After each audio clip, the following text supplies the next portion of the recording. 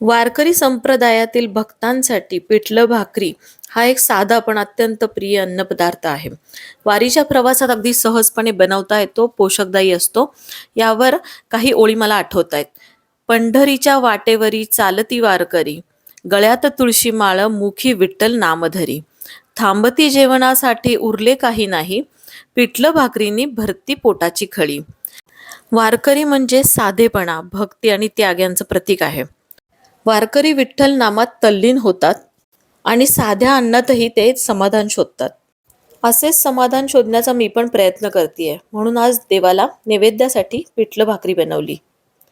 जेवढं बेसन घ्याल तेवढंच पाणी घालायचंय. थोडीशी हळद घालून बेसन आणि पाणी सगळं मस्त एकत्र करून घ्यायचंय. कढईमध्ये गरम तेलामध्ये जिरं, मोहरी, कढीपत्ता, 7-8 लसणाच्या पाकळ्या, हिरव्या मिरचींचे आवडीनुसार तुकडे घातले. बारीक चिरलेला कांदा घातला आणि सगळं छान परतून घेतलं.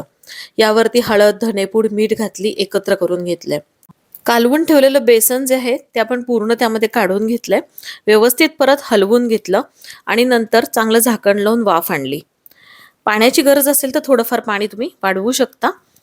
त्यानंतर इथे छान आपलं चविष्ट पिठलं तयार झालंय. मूठभर बारीक चिरलेली कोथिंबीर घातली. शेवटी ज्वारीच्या भाकरी पण बनवल्या. मस्त असं पिठलं भाकरी हा नैवेद्य मी आज देवाला दाखवला.